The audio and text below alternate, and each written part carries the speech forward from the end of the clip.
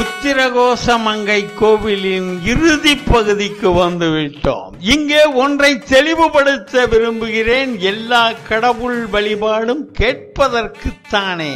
அதை கொடு இதை கொடு என்று. பொன்பொருள் வேண்டுமா, பெருமாளை வழிபடு. ஞானம் வேண்டுமா, கலைமகளை வழிபடு, அயக்கிரீவரை வழிபடு. உடல் பலம், ஆஞ்சநேயரை வழிபடு. கல்யாணம் காட்சி, லக்குமியை வழிபடு. வீரம் வேண்டுமா, சக்தியை வழிபடு. இப்படி எல்லா கடவுளையும் எல்லாவற்றுக்கும் வழிபடலாம், தொழலாம், வேட்கலாம், வேண்டியதை பெறலாம். ஆனால் நடராச பெருமானிடம் மட்டும் இது எல்லாம் நடவாது. நடராஜ வடிவம் இங்கே அரச கோலத்தில் எழுந்து அருளி இருப்பதே ஒரு குறிப்பிட்ட நோக்கத்திற்கு மட்டும், ஒரு தனிப்பட்ட காரியத்திற்கு மட்டும். எல்லா தெய்வத்திடமும் எதையோ கேட்டோம், எதுவோ கிடைத்தது. எந்த தெய்வமும் தர முடியாத ஒன்று உண்டு. அதுதான் சாவா கலைநெறி என்னும் மரணமிலா பெருவாழ்வு. இதை கொடுக்கும் வல்லபம் ஈயும் தனிப்பெரும் கருணை நடராச பெருமானுக்கு மட்டுமே உண்டு. இங்கேதான் நமது மாணிக்க வாசகர் வருகிறார். இப்போது இன்னொரு கேள்வி. பதஞ்சலி முனிவரின் சமாதி எங்கே இருக்கிறது? ராமேஸ்வரம். திருமூலர் எங்கே சமாதியானார்? சிதம்பரம். சரி, அப்புறம் போகர் சமாதி எங்கே? பழனி. இதேபோல் பாம்பாட்டி சித்தருக்கு என மருதமலை, கருவூராருக்கு தஞ்சை என சொல்லிக் கொண்டே போகலாம். என் கேள்வி இதுதான், மாணிக்க வாசகர் சமாதி எங்கே? எப்போதாவது யோசித்தது உண்டா? பார்த்ததுண்டா? கேட்டதுண்டா? இல்லையே. ஏன் என்றால் அவர் சாகவே இல்லை. அவர் உடலை கட்டையிலும் சாய்க்கவில்லை, குழியிலும் போடவில்லை. மற்ற சித்தர்களை போல் ஜீவசமாதி, ஜலசமாதி என்றெல்லாம் இல்லை. என்ன ஆனார் அவர் என்றால், அப்படியே இன்னும் உயிரோடு இருக்கிறார். ஆனால் தூள உடலோடு அல்ல, வெளிச்ச உடல், ஒளி உடலோடு. இந்த தூள உடலை ஒளி உடலாக மாற்றும் வல்லபம்தான் சாவா கலைநெறி. கற்றாழை மணங்கமழும் நாட்ட உடலை கற்பூர மணமாக மாற்றுவதே சாவா கலைநெறி. ஆக்கல், காத்தல், அழித்தல், துருசு நீக்குவித்தல், பக்குவம் வருவித்தல் என ஐந்தலில் ஆட்டும் வித்தையே சாவா கலைநெறி. திசக்கூறுகளின் அதிர்வை கூட்டி அவற்றை ஒளியாக்கும் வித்தையே சாவா கலைநெறி. நம் உடல் பருவுடல், இறைவனின் உடல் ஒளி உடல். இங்கே ஒரு வண்டமாற்று நடைபெறுகிறது. ஒரு மாற்று வியாபாரம். மாற்று வியாபாரம் அல்ல, ஒரு ஏமாற்று வியாபாரம் நடைபெறுகிறது. ஒருபடி உப்பை கொடுத்து பதிலாக ஒருபடி பொன்னை வாங்கினால் அது ஏமாற்று தானே. பொன்னை கொடுப்பவன் இறைவன், நம் உப்பை வாங்கிக் கொள்பவனும் அவனே. இங்கே நாம் தான் வியாபாரிகள், ஏமாந்தவன் இறைவன். இந்த இருவரில் கெட்டிக்கார வியாபாரி யார்? இதைத்தான் மாணிக்க வாசகர் எக்காலம் விட்டு பாடுகிறார். தந்தது உந்தனை, கொண்டது எந்தனை சங்கரா, யார்களோ சதுரர். இப்படித்தான் இந்த வணிகம் மூலமாகத்தான் மாணிக்க வாசகர் என்கிற வியாபாரி இறைவனை வெகு எளிதாக ஏமாற்றி விடுகிறார்.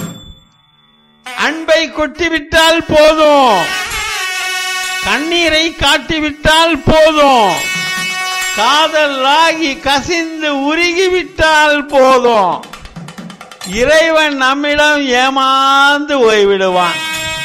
நமது உப்பு உடலை நாற்ற பிண்டத்தை, நான் முளத்து 9 வீற்றல் துண்டத்தை, பேய்த்துறை தோட்டத்தை விதிவழி சருமன் வெட்டும் கட்டையை சதுர்முக பாணன் தைக்கும் சட்டையை உட்புறம் தொடங்கி வெளிப்புறம் நாரும் சட்டகத்தை சுடலைக்கு போகும் சோற்று துருத்தியை அவன் எடுத்துக்கொண்டு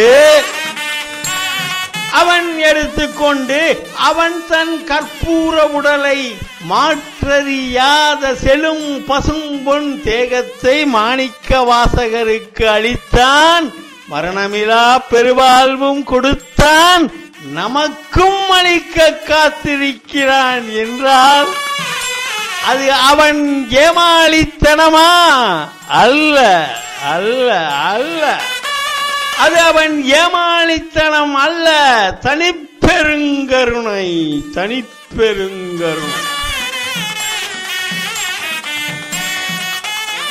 அவனை பொறுத்த மட்டில் ஊர் எல்லாம் ஊர் அல்ல. அவனை பொறுத்த மட்டில் ஊர் எல்லாம் ஊர் அல்ல, உத்திரகோசமங்கை மட்டுமே ஊர். சாதாடும் பூஞ்சோலை தத்தாய் நமையாளும் மாதாடு பாகத்தன் வாழ்வதியன் கோதாட்டி பத்தரெல்லாம் சிவபுரம் போல் பார்மேல் கொண்டாடும் உத்திரகோசமங்கை ஊர்.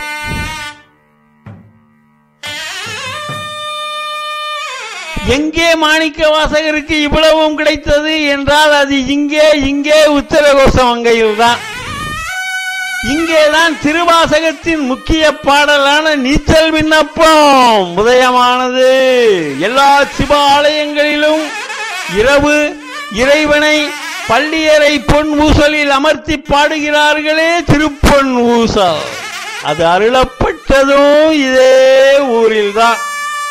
இம்மண் மாணிக்க வாசகர் காலடிபட்ட மண், அவர் அமர்ந்து தவமையற்றிய மண், அவர் பாடல் அருளிய மண், அவர் கிளிகளோடும் கீழ்களோடும் பேசிய மண், திருவாசகத்தின் சில பகுதிகள் மலர்ந்த மண். எங்கே எங்கே எங்கே அந்த இடம்? அந்த இடத்தில் என் காலடியும் படாதா என உங்கள் நெஞ்சம் துடித்தால் வாருங்கள். ஒரு முறையல்ல, பல முறை உத்திரகோசமங்கைக்கு. அந்த இடம் கோயிலில் வேறு எங்கும் இல்லை, உள்ளேயே இருக்கிறது. மாணிக்க வாசகர் இந்த மண்ணுக்கு வந்திருந்த போது வானேயும் பெயில் வேண்டேன், மண்ணால் வான் மதித்தும் இரேன் எனத்தான் பார்த்து வந்த அமைச்சர் மணியை உதறி தள்ளிவிட்டு வந்தபோது இந்த கோவிலில் எத்தனையோ பேர் அவர் வருகைக்காக காத்திருந்தார்கள். எப்போது வருவான் எப்போது வருவான் என் உள்ளம் கவர் கல்வனாகிய காது வளர்த்தவன் தென்னவன் பிரம்மராயன் திருவாத ஊரன் பாவை வாடிய வாயால் கோவை வாடுகே என நான் வேண்ட பின்னால் பாடி என்னை உருக்கப் போகும் என் அன்பன் மரகதத்தை பாட போந்த மணிமணியான சொல்லுக்கு சொந்தக்காரன் மணிவாசகன் என ஆடலறையன் காத்திருந்தார்.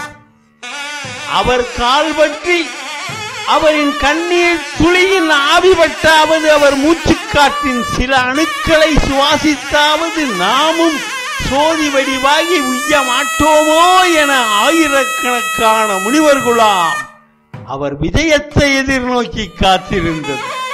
எல்லாவற்றுக்கும் மேலாக என்று வருவான் என் மடிமீது என்று அமர்வான் என அவன் திருநீழல் தீண்டும் வாக்கியம் கிடைக்காதா என ஒன்று அல்ல இரண்டு அல்ல ஆயிரக்கணக்கான வருடமாக அவன் வந்து தன் அரவணைப்பில் தவமிருக்க வேணும் என ஒரு மரம், ஆமாம் ஒரு மரம் கூட அவர் வரவை எதிர்நோக்கி காத்திருந்தது என்றால் உருவம் உயர்த்தாமல் நீங்கள் நம்பித்தான் ஆக வேண்டும்.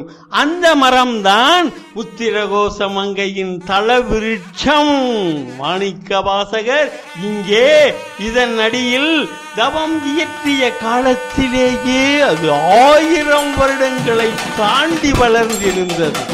மறையியல் வல்லார்கள் இதன் தண்டு பகுதியை ஆராய்ந்து ஆமாம் இதன் காலம் கணக்கிட இயலாது, வேணுமாயின் 3000 வருடம் சொல்லலாம் என சொல்லிச் சென்றிருக்கின்றனர். அதன் அடியில் வாருங்கள், வந்து ஒரு தரம் அமர்ந்து பாருங்கள். அன்னையின் மடியில் மட்டுமல்ல, தாயன்பை மரத்தின் அடியிலும் உணரலாம், மரத்தின் அடியிலும் உணரலாம்.